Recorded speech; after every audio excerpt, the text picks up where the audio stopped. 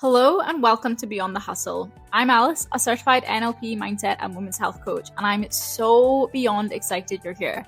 This podcast is for the human behind the success, the woman behind the business, behind the grind of building that legacy. Here we dive deep into mindset, rewiring your subconscious mind, nervous system regulation, and energetics. Basically everything that helps you feel grounded and grow sustainably. Whether you're feeling stuck, overwhelmed, burnt out, or ready to step into your next level of success and self, this podcast will give you the tools, insights, and shifts to help you move forward with clarity, calm, and conviction. So if you're ready to stop hustling from fear and finally build success that feels as good as it looks, you're in the right place. Welcome to Beyond the Hustle. Okay, hello, and welcome back to Beyond the Hustle podcast, the podcast for building the human that you are behind the scenes and behind the business. Today, I'm joined by a very exciting guest. I'm joined by Jorgia, which is incredible. Hi. Yeah, you're actually my first guest on the podcast. No pressure. Which is very fun. And our first time both in like this kind of studio as well, which is really fun. But Jorgia is an incredible coach for women, helping them build a stronger body, but also a stronger mind as well. Which, Amen. Yeah, we love. You want to tell people a little bit about yourself? Yeah, okay, so my name is Jorgia. I am 29 years of age, almost 30. Wow. We won't tell people about that. Still get ID'd, so it's fine. Yeah. And I have been an online fitness coach for coming up to 3 years, which is a bit crazy. That has literally flown by. What else can I tell you a little bit about me? So I coach women who want to build a stronger body and a stronger mind. I do believe that most women can achieve what they want to with fitness. 9 times out of 10, it's this that holds them back, which I think is why me and you get on quite well, because the mindset side of things is a big part of that. I just get really fulfilled by helping women become their best self. And that is why I have come into this job, because I've always wanted to be in a job where I help people. Yeah. Previous to this, I was a police officer, which I'm sure we will speak about, for 5 years. And I do like a little bit of a boogie at a music rave. You do. I do love music. Would probably be my second passion in life. I've got ADHD, so if any of you watching here have ADHD, you will know how much music helps to regulate you. And yeah, that would probably be about it. I love that. I also think we're very aligned because music is also like my second passion. So like, amen. Very aligned there as well. But something that I was really excited to have you like on the podcast, because we've had conversations in the past about like women's health. Obviously, I have endometriosis, you have PCOS. So like, I really want to like open space for kind of that conversation. I think there's a lot of people having that conversation just now. Obviously, people are recognizing symptoms and whatnot, but when you've opened up about like where you've opened up about that before, I would love to know what has been your biggest like challenges with that, and also like your blessings in disguise kind of along that journey. Okay, so a little bit about my journey with PCOS, just very short. I got diagnosed with PCOS when I was about 21. Wow. However, I knew I had it pretty much from my first period because it runs in my family. I had a period when I was 14. Then I didn't have one for 8 months. Just had one like tiny little bleed, then didn't have one for 8 months. Then I got put on the pill. Got put on the pill for 9 years. And it wasn't until I come off the pill that my symptoms really started to like, come to the surface. So off the back of that, I then went through a stint of about 2.5 years of trying to get my period back. Wow. Unbeknown to me, however, that was when I was going through a lot of stress, a lot of pressure as a police officer. My central nervous system was not in a place to like support my period coming back. She wasn't happy. She was not happy. We did not have equilibrium. So I remember actually, filming myself when I actually got my period back, and I was crying because I was so happy. I'm sure if anybody's watching this who has PCOS will relate to this. I had convinced myself I can't have children because I don't have a period. When, can I just make clear, just because you don't have a period doesn't mean you're infertile. No. I know that now. I didn't know that back then. Yeah. But that was just like the biggest sigh of relief when I got my period. That was probably the biggest, one of the first biggest challenges that I went through was trying to get my period back after coming off the pill. Then I went through a very big spout of depression off the back of my hormones just being everywhere. Yep. I would also say, actually, probably to the surprise of people if they're listening to this and they know me off my Instagram or personally, I've actually just come off the back of a really difficult period with my PCOS. Again, something I've learned about myself last year was that my body is a bit sensitive. It's a bit sensitive. And whenever my body goes through any type of accumulative stress, my period goes, no. Yeah. It will either go none whatsoever or I won't stop. Interesting. So the last year I just spent 22 months of my life on my period. That's wild. And I had to basically figure it out myself because I went private. I had loads of appointments through the NHS, the old gaslit, there's nothing wrong with you, etc., etc. We've all experienced it. If you're watching and you've got endometriosis or PCOS, you will understand. Yeah. And I just basically figured out I'd gone travelling to Thailand, the stress of flying.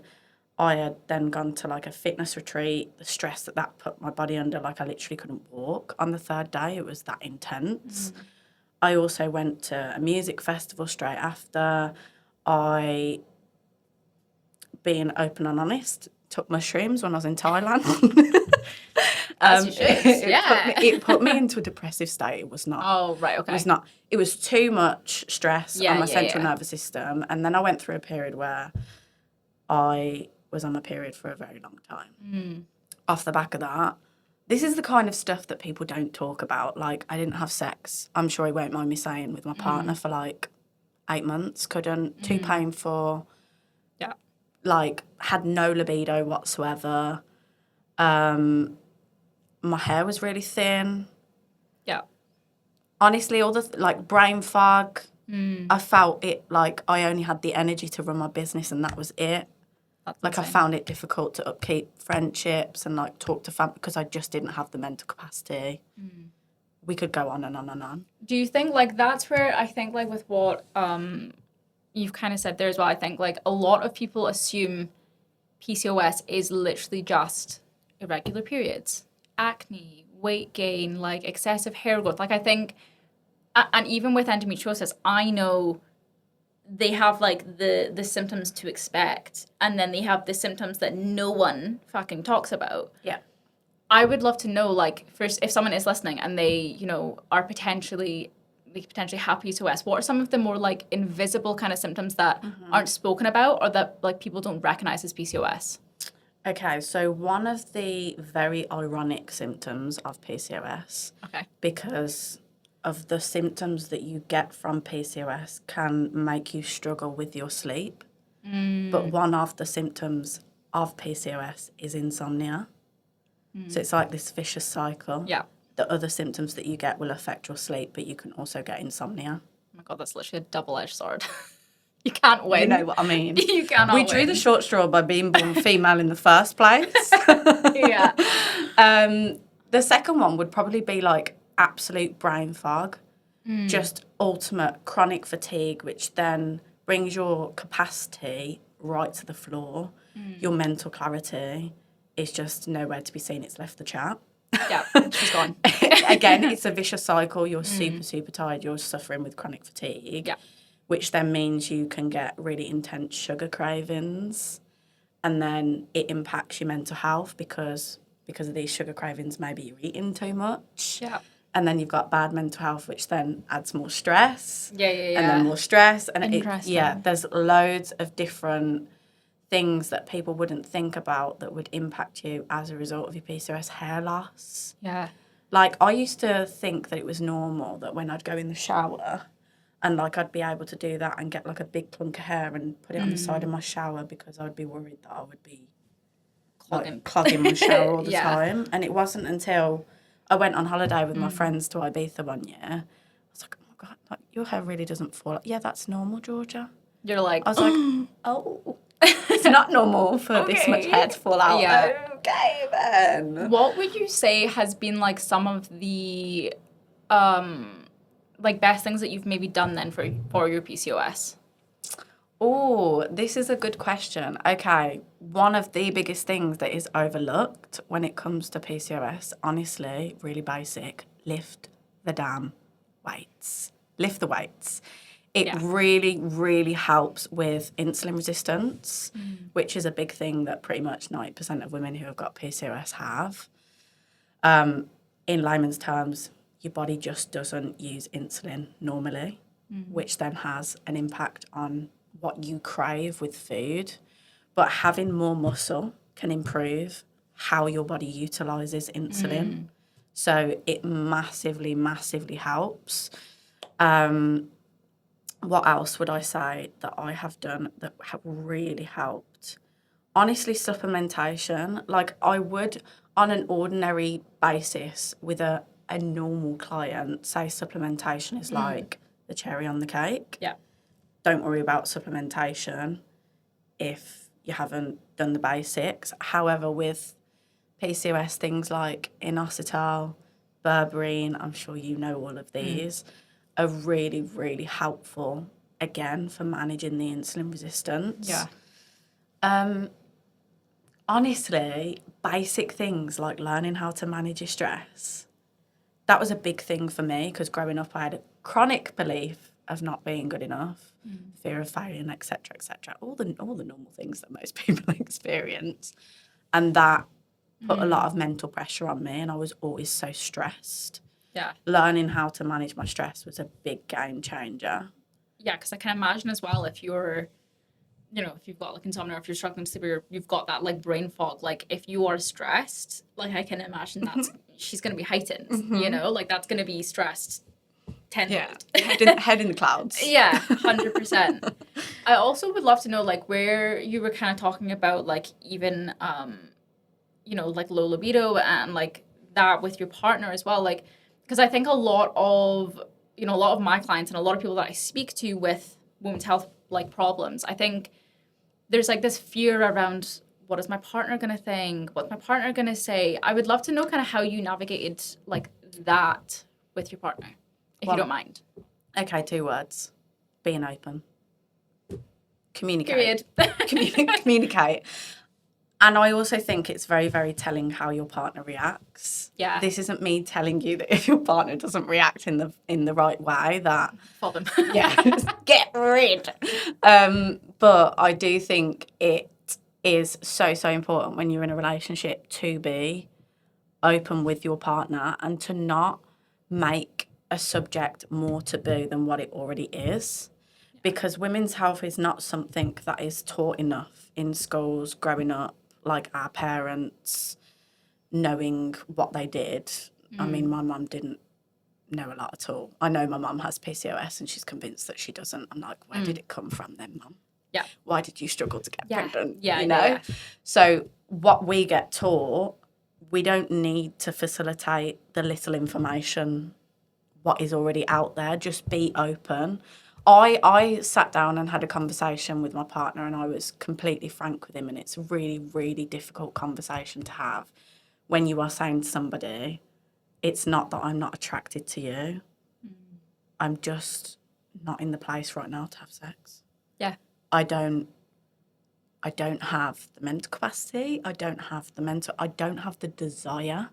And I think, again, I know you won't mind me saying this, but I think he did find that really difficult at first. Yeah. And I just had to keep on reassuring him, it's not you, it's me, even though that sounds really cliche.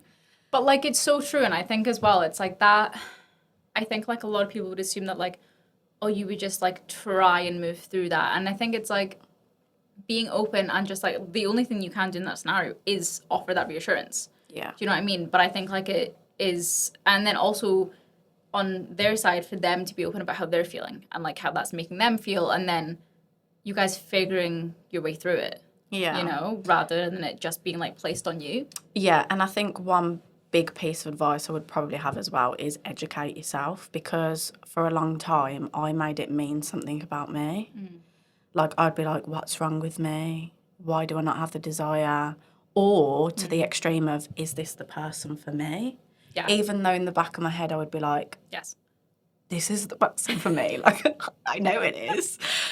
But the way that it was impacting me, how low, like, in periods of my PCOS where I've been, like, super low energy and I've had no low libido, something that I learned that, like, absolutely blew my mind and would probably blow the guy's mind watching this is, like, when you're in the midst of a bad period with your hormone condition, whichever one it may be, and your cortisol, even if it's not consciously you're feeling stress, but even on a subconscious level, or your body's going under some type of inflammation or stress, it impacts the way your brain chemicals work. Also your oxytocin, which is your love chemical. So if your love chemical is down, makes sense. It makes sense. Yeah. So it's not, you don't need to make it mean anything about you. Yeah, like you don't need to make it like 10 layers deep. But having that education allowed me to reason with myself and be like, no, it's going to pass. It's going to pass. We're good. We're good. Weathering the storm. We're going through it. We're going through it. We're going through it together. Yeah. I would love to kind of pivot a little bit into when we're talking about stress, I know that, you left the police that was part of the reason, right? I'm right in saying that, yes. Okay. But I think something that I see a lot is business owners going into, a career or a job that they feel is very aligned, and then realizing somewhere along the way, this isn't aligned for me anymore. And I would love to know kind of when you were first joining, what felt aligned for you? Okay, so I guess I'll have to give a little bit of deep context to this, getting deep for a second. So growing up, I didn't see a lot of, I did see, a lot of not very nice things. My dad wasn't very nice to my mum. He beat her up, which obviously impacted me a lot as a kid. And I knew pretty much from the age of 11 that I wanted to go into the police. Like, I always thought, oh my God, I'm so lucky. Like, most people don't know what they want to do. But obviously it was because from a very young age, I had to grow up. I saw a lot of things that a lot of people didn't see at a young age. So off the back of that, that was like, I wanted to go into that job because I wanted to help people who were in the position that I was in when I was younger. So at that point in my life, it felt aligned because that job had purpose. Yeah. Because of what I'd been through as a kid. Yeah. But it's safe to say the job didn't really ever turn out the way that I anticipated in my head. Yeah. I would love to know then what were the signs for you that it wasn't aligned that then confirmed your decision to leave? Okay. Without sounding blunt, but sounding blunt, the police is still a very discriminatory, misogynistic, male-dominated field that is just not where it needs to be to facilitate females. One example, I had to fight to get a reasonable adjustment passport in place for my PCOS. I was discriminated against for my PCOS and how it impacted me. I can't tell you how many times I would get told, stop having a victim mindset, because the job was giving me panic attacks. And instead of supporting me, they would yeah. That's wild. I remember once going to a job where, I won't go into detail because it's a bit gory, but it wasn't very nice. It wasn't something that everybody would see on an everyday basis. Very gory. And it was like, go and take 10 minutes. Then the next minute your radio's going, we need to send you to a job. No care for people's mental health, which is really ironic because you're expected to go and deal with people's mental health on a regular basis. I And I guess the big one for me was like being bullied by my sergeant for 2 years. It just broke me down as a person. It got to a point where I had no choice but to leave, because otherwise I would have probably had more of a mental breakdown than what I already did. Yeah. You're like, I was like, I'm going cuckoo. This needs to stop. Yes. And I guess like with that as well, because you had built like, you know, if you decided that from the age of 11 and then going into this job, I would love to know what were the kind of fears, limitations, like judgments that you maybe experienced making that decision. Because I think that is like one thing that, you know, when people pivot, like I was saying to someone yesterday, like power to the pivot, like pivot. Amen. Gotta pivot. If it's not aligned, it ain't aligned. So like, but I think a lot of people stay where they're not happy because they have that fear of failure, or because, you know, they feel like they're going to disappoint someone or someone's going to judge them. So I would love to know what your experience with that was. Okay, so as you can imagine, growing up in the situation that I did, I developed as part of my belief system that I wasn't good enough. Right, so, and I have to give credit to that limiting belief to some degree, because I do like to look at these things with a positive perspective if I can. That feeling growing up is probably one of the reasons, beyond the fact that I'm capable, but one of the reasons why I did so well in school. Because it was like, I don't want to fail. Yeah. I don't want to fail. I don't want to seem like I'm not good enough, blah, blah, blah. And that led me to the job of being a police officer and being able to get in at a young age. Yeah. So it had its positives, but its drawbacks was that I stayed in that job for too long. So I made it mean something about me not being aligned with that job anymore. I'm not good enough because I'm quitting. That means I'm a failure. Yeah. When in actual fact, life is about developing and learning, and just because something isn't right for you anymore, it doesn't mean that you're a failure. But that took me a very long time to get to. Like, if I actually look back at that time, I feel like I should have left at 3 years. How long were you in it for? 5. Oh, wow. Okay, so you were in it a good few years longer. Oh, that feeling was chronic. I was like, I'm not going to be a failure. I can't leave the job. If I leave the job... And I did the same thing with college. I did public services at college to get in the job of being a police officer, which was the easiest course I've ever done, by the way. And I didn't like it after a year, but I was like, I'm not leaving because I don't start something and quit it. Interesting. Okay. And then I repeated the pattern. Yeah. As a police officer, I'm not leaving because I don't quit. I'm not a failure. And that's insane because, like, the pressure that you then put on yourself as well to be like, I'm not going to quit. And then I was having that conversation with a client the other day, actually, in, like, pivoting and, like, making a decision that at the time feels like you're quitting, but it's like, show me all of the evidence that this is actually working for you and this actually lights you up and actually is aligned. Okay, you have none, pivot. Like, you're not quitting. Like, you're moving away from something that is no longer for you and is no longer, like, adding that value to you. Yeah. It's like, that's not quitting. Do you know what I mean? Yeah. I think as well, like, where just now you're in the process of, like, rebuilding your business, how did you know with kind of like your last business, I know it's in the same realm, but like, how did you know with your last business that also you needed to like rebuild, that like that also wasn't working? One of the biggest lessons I learned from my first business was I grew and my business didn't.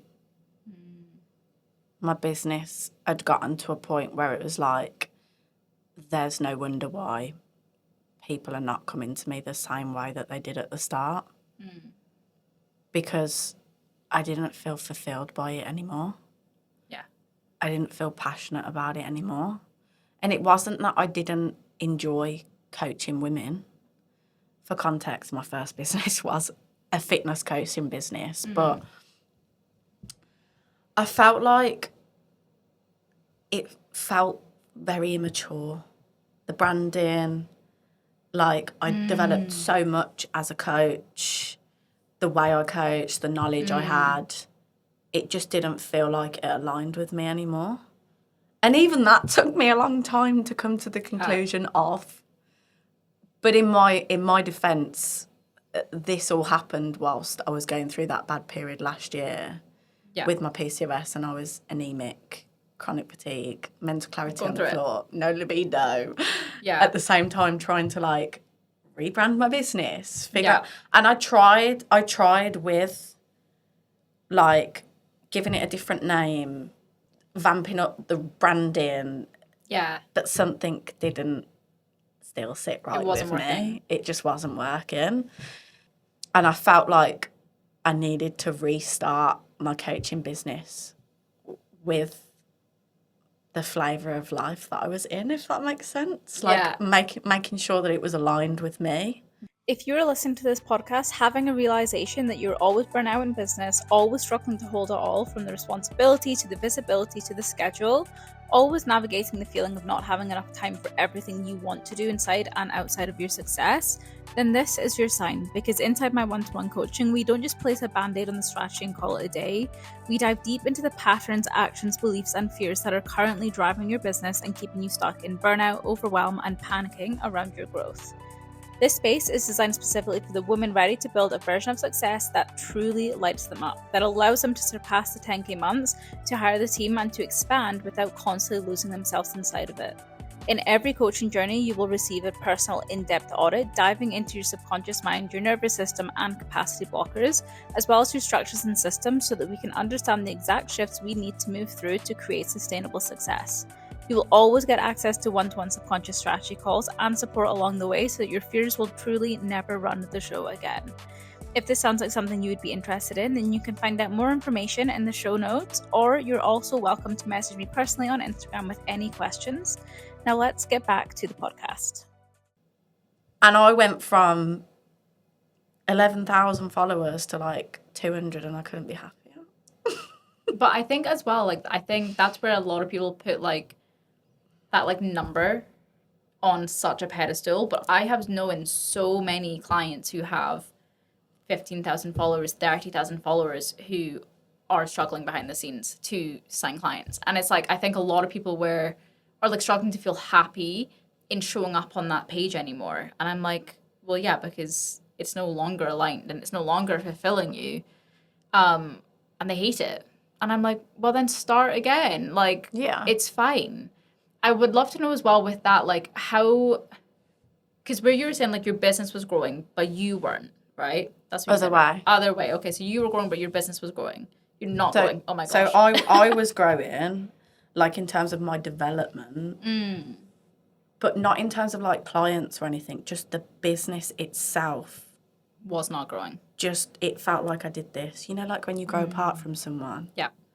It was my relationship with my business was ooh. Yeah, because I think when I look at business as well, I always love to look at it as your business has to support you so that you can also support the business. Yeah. So I'd love to know kind of obviously with what you were saying about last year, you were, she was going through it. But what else do you think changed where you were I cannot kind of support this business. This business is not supporting me anymore in the way that maybe it was running, or just what wasn't aligned internal of it? The way that I marketed my first business was attracting clients that were needy. Okay? Yeah. And this is not me saying that every single client I had in my last business was needy, because they weren't. And I love every single client that I've ever had in their own reasons. Maybe apart from one or two, but I'm sure they don't like me. That just happens with business, right? Yeah. The way that I marketed it, it had gone so far deep with the marketing that there was no way I could have changed what I was attracting, because the followers that I had were with that marketing, if that makes sense. Yeah, so it would almost be kind of like whiplash if you were to be this is what I'm doing. To go to a different kind of market almost. Yeah, well, that's the thing. When I tried to sort of let me change my name, let me revamp the branding, let me kind of like pivot my content a little bit, but I ignored the fact that that page had grown those followers on that previous marketing scheme. So then my business suffered because I was trying to pivot the way that I marketed myself and my content, and that didn't align with the people that followed me. Yeah. And my content wasn't going viral enough to bring other people in that would be aligned with that new content. Yeah. Because it didn't do well with the people that followed me. Do you see? Like, it's that vicious cycle. So I was like, okay, I'm just going to start it again. I think as well, like, sometimes with, like, that, I feel like you always know deep down that you want to start again, but then you're like, no, let me just, like, try and make this work. And then because you deep down are like, I'm going to start again, that's inevitable, it just doesn't work. Yeah. Like, subconscious is, like, creating that. Like, because you're not doing the thing that you know you need to be doing. Yeah. I would love to know as well, with you restarting, rebranding, like, rebuilding, what opportunities, like unexpected opportunities, do you think have kind of arisen from that? This is going to sound out of the box, but like the opportunity to learn about myself. Love that. Yeah. And the reason why I say that is because I have recognised I went from one extreme to another as a police officer. For context, I was a response police officer. So I was out and about, talking to people every day, different people at that, crewed up with different colleagues every day, like doing something different every day. I had a variation in my life. And to some degree, that really suited me as an ADHD girly. Like, it kept me engaged. I then went to the other extreme where I sat behind my computer doing online coaching, and I didn't realise that going through the pivot and realising, like, just simply, oh, maybe I need like a little bit of a change and going to do personal training, that then I was like, oh, I need human connection. Which is really strange because I would describe myself as like an extroverted introvert. Or like, no, other way, introverted extrovert. Like, if I'm social and it's planned and I know I'm going to be social, I am social. And if I'm in a social setting, I will talk to everyone. If I need my space, I'm the same. Babe, don't talk to me. I'm like, I need to have space where I can do whatever I want on my own. Yeah. Like, I'm like, I need space to, like, understand my thoughts and, like, to just, like, have silence.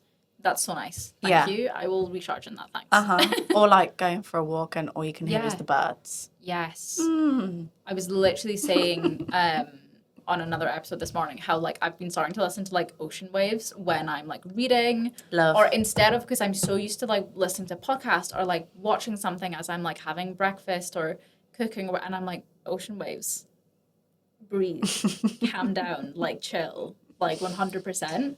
I would love to know as well, with, like, in rebuilding as well, what would you say are some of the red flags that you wouldn't take forward into this business? Business mentors. Yeah. Full stop. Okay, yeah. Period.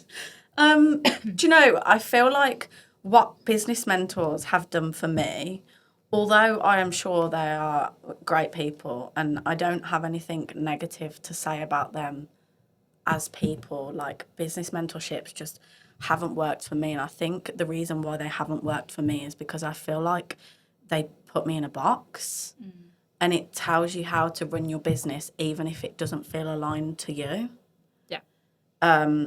So I can honestly say I will never have a business mentor again unless I feel that they, like, 100% aligned with me. I have things in common. We have grounds to talk. Like, it needs to feel 100%, and I'm not just going to get a mentor for the sake of telling myself I don't know what I'm doing. Like, if I didn't know what I was doing, I wouldn't have had the success. Yeah. Yeah, you know? And I think Yeah, I think because I get a lot of my clients coming from, tends to be one mentorship in particular, but like coming to be burnt out because like they've been told to like do their business this way, like that fits everyone, like copy and paste, right? And like I'm like, yeah, no wonder you are burnt out and like hating your business, because it's like you don't want to be operating that way. Yeah. Like so many of my clients come to me and they're like told to do content like at the crack of dawn and post every single day and I'm like, why? But like you wouldn't want to do that. And they're like, no. I'm like, so why are you doing it? Like, and it's like, because this person told me to do it. I need to do like another offer, like X, Y, and Z, all of these things. I think like for me, I have an amazing business coach. I love her. Big thing for me, having a female coach. Yeah. Someone that like understands that I also want to work with my cycle, and I also want to work with my body and my energy, and like someone that's aligned with like that and will actually hear those conversations versus like, yeah, in the past where I've had coaches who like haven't wanted to approach that, and I'm like, I've actually had both. Interesting. I've had male and female, and there was an astounding difference between the way that they approached. Hello. I'm interrupting this podcast ever so slightly just to explain that this next part of the podcast, unfortunately, there was a technical difficulty with the microphones, of course, that did cut out during this part. So I have utilized audio from cameras, but if this is lower quality, please don't come for me. I've done my best, and I hope that you enjoy the rest of the show. We can all guess it. The atypical 50 DMs, outrage, do it. Just absolutely smash the messages and do 60 pieces of content in one day. I'm like, babes, I've got ADHD. Not happening. Mm-hmm. Yeah. Does not work for me. Not doing it. No. The main important thing is you get somebody that's aligned if you are going to go down that road. Yeah. But have more self-trust. You wouldn't be where you are right now if you wasn't capable. Yeah. And I think as well, it's like, I think people, they don't give themselves enough credit. It's like, you actually know, like probably already know so many of those answers deep down that you're just not allowing yourself, because you're saying, I don't know, instead. And it's like, you do know. You know what I always remind myself? This is going to sound really bizarre, because I used to be somebody who would overthink stuff like that in business, right, decisions. I live on a floating rock. It's really not that deep. If dip, dog. That's genius. I just go, it's really not that deep. Like, if that doesn't work, I'm gonna try the other way next time. Yeah, I live on a floating rock. It's really not that deep. Also, nobody knows what they're doing. No one knows. Yeah. People in government, people do music, me and you, like, not saying we don't have knowledge, but like, there is going to be a degree of life that you are winging. Yeah. And I think it's like no matter who you are, if you're this massive like celebrity or if you're just beginning, whoever you are, everyone is just figuring it out along the way. Yeah. And I'm like, yeah, sometimes I think of that as well, where I'm like, okay, so like, you know, Sabrina Carpenter, she probably still wakes up and she's like, what am I going to do today? What am I going to write today? Like, what's my next move in like my career? And I'm like, yeah, because everyone's going to be going through that. Like, doesn't matter who you are at the end of the day. Okay, I would love to pivot a little bit into talking about sobriety, because that's something that I love, how like open you are. And I also think as well, like, you know, even when I like speak to my mum about like what it was like for her growing up, and she's always saying like, this generation, like, it's amazing that we value other things than just alcohol and other things like saunas and like, you know, health, like not just actually getting drunk and steaming at the weekends. And she's like, you know, when I was your age, that's still what I was doing. And I'm like, that's insane. And I would love to know kind of what, because you posted recently you were 3 years sober. Yeah, that's amazing. Kind of longer, but yeah. What do you mean kind of longer? I had 3 years this time, and then I had like a 6-month stint where I drank, like I met a new group of friends and I drank, and then remembered why I stopped. Before that, I had done like 3 years as well. So when I actually gave up alcohol was 24.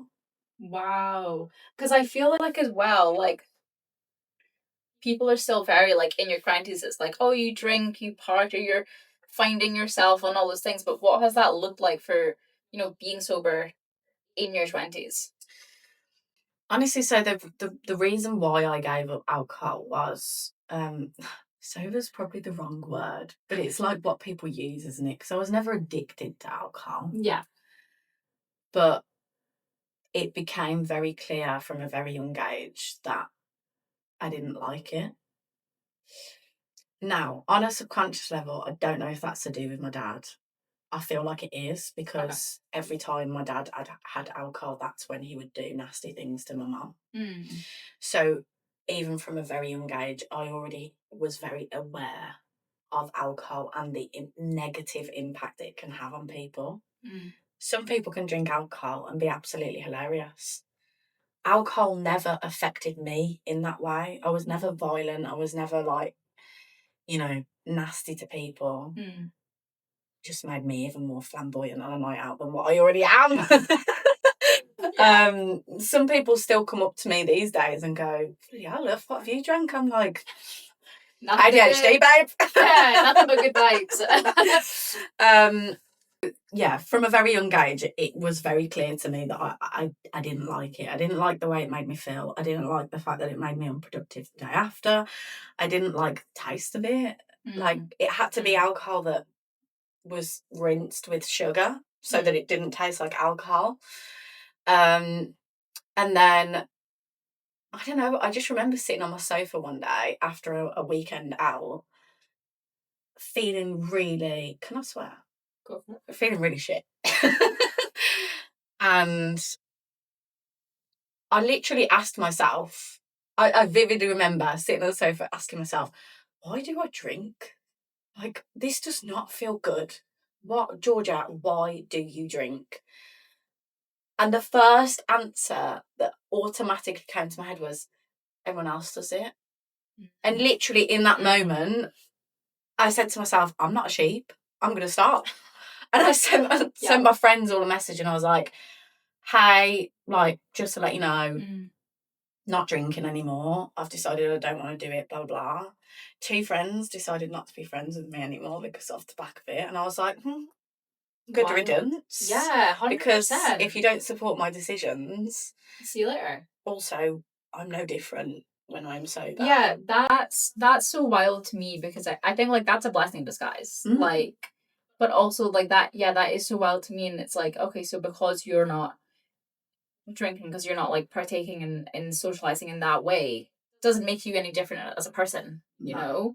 And I think, like, that's, I think people are, like, met with that, you know, if you probably had that when you were first going out as well, and not drinking, and people are always like, oh, why are you not drinking? As if you have to have, like, this, like, valid reason. Yeah. And it's now, I think people are more likely to be like, oh, I'm just not drinking.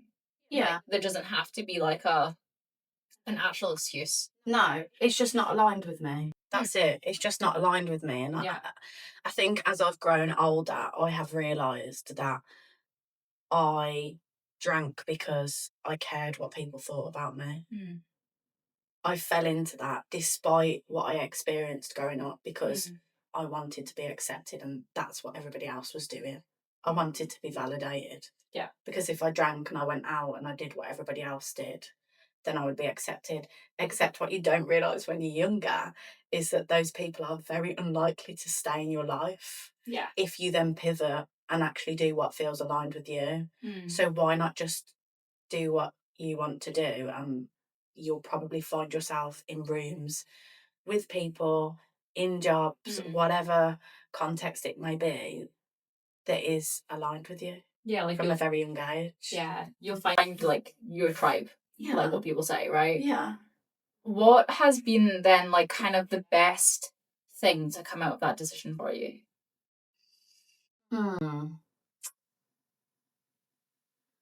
I guess that nothing bad happens when you do what's truly aligned with you. Because I could look at the fact that 2 friends just, like, grew apart from me because, and people who I consider to be good friends, off the back of me deciding not to drink alcohol, and be really sad about that. Or I could go, well, that was just how life was meant to be. You know? that they weren't meant to be in my life. Yeah. 100%. And that's fine, because I don't want people in my life that don't accept me for who I am. Goodbye. See you later. There's the door. Hey, goodbye. There's the door. Go put yourself on the way out. So like nothing really long-term bad happened. If anything, it taught me that good things can happen off the back of doing what is aligned with me. I think that's so powerful as well, because it's like, now I imagine like making decisions in the future as well. You can always come back to, well, I made that one decision. Evidence. Yeah, evidence. We love evidence. Yes. Perfect. So I think final question. Go on. What does the next stage in business, in life, like in yourself, look like? Bit of a loaded question. That is a loaded question. Okay, let's do this in stages. Okay. We'll start with work. So I have actually, you'll be proud of me, Alice. I've noticed throughout my life that whenever things don't feel aligned with me, that it takes me less time to move away from that thing. So like the college course, completed it. The police, 2 years. Stayed. My business, my previous business, 10 months. I've just left the gym. I was there for 2 months. So I've just left the gym. However, I have potentially doing some trial shifts next week. Got another gym that I'll be working at. It feels so much more aligned with me, with the direction of my coaching that I want my coaching to be in. So essentially for the next year, my focus with my business is I want to build a roster of PT clients. That's my focus for the next year. Off the back of that, then, like 3-year plan is I want to be known in my area for being one of the best like female PTs, not just for building a stronger body, but building a stronger mind as well. Within that 3-year plan is to do my neuro-linguistic programming. Yes. Yes. Because I want to integrate that into my fitness coaching and do both, and who knows, maybe even do a separated business as well. 5-year plan would be aim to save up enough money for me and my partner to open up our own gym. Amazing. Oh my god, that would be incredible. But like a gym that is like a hybrid. So I want to build a gym that has like fuck off equipment, like really good branded equipment. But also has like a community vibe and doesn't intimidate your everyday gym goer to go to. Yeah. Because I feel like you either get one end of the spectrum or the other. Yeah. Which is what I'm so excited about the gym that I'm going to. It does kind of have that feel. It's like community vibes, but also bodybuilding guests. Yeah. You want like a in-between. Yeah, like an in-betweeny. Personally, what would be... this is a question. Where do I see myself? God, this is a hard one, actually. I don't think I've really paid attention too much about where I would see myself in the future on a personal basis, other than maybe having children like in 3-4 years' time. Purely because my focus is so much on my career at the moment. But if I was to like categorize it, if you will, like just be happy. Yeah. Trust myself. Yeah. And follow my gut. Because it's never wrong. Yeah. And then obviously on an education level, my qualifications with neuro-linguistic programming. I think with like also with what you said about your focus just being to be happy as well, like I feel like sometimes people complicate it with like, personally, I need to be, I'm gonna run a marathon, I'm gonna do this, I'm gonna do that, and it's like your focus can also just be for you to feel fulfilled in what you're doing, and like for you to actually feel like that's what this entire podcast is, like for you to feel like your best behind your business or behind your success, so that you then show up as your best. And it's like, I think, yeah, some people make it, it's quite common to like make it a bigger thing. And don't get me wrong, run a marathon, go and do that. But it's like, yeah, just focusing on you so that everything else elevates as a result. Yeah, I think as somebody who grew up putting a lot of pressure on herself, I think that's maybe why I then went the opposite end of the spectrum. And now I've kind of met myself in the middle. Yeah. But like a little bit of pressure is okay, but not to the degree where it makes you feel like you're failing at life. Yeah. Like, it's really not that deep. We live on a floating rock. It's We really live not that on deep. floating rock. We live on a floating rock. Everyone's winging life. It's not that deep. It's not that deep. It's really not that deep. I love that. And so the only other thing that I do have planned is I do plan to do a bodybuilding show in 2028. Amazing. And this is going to sound really strange. I am not doing that because I want to look the way they look. Even though that's what it's about.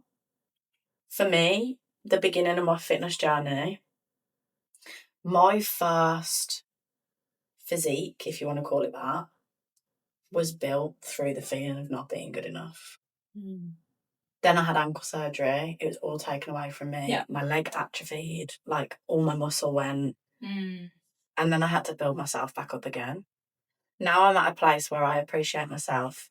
Bulking, cutting, like no matter what state, I love myself.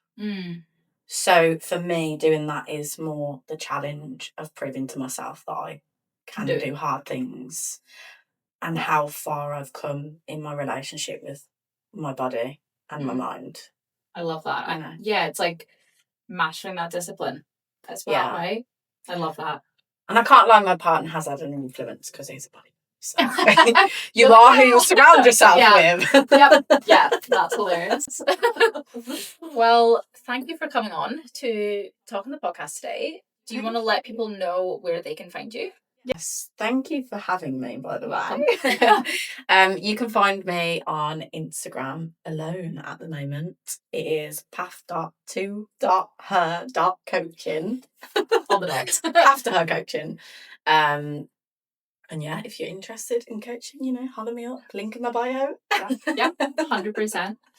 Well, thank you. And I will catch you guys in the next episode.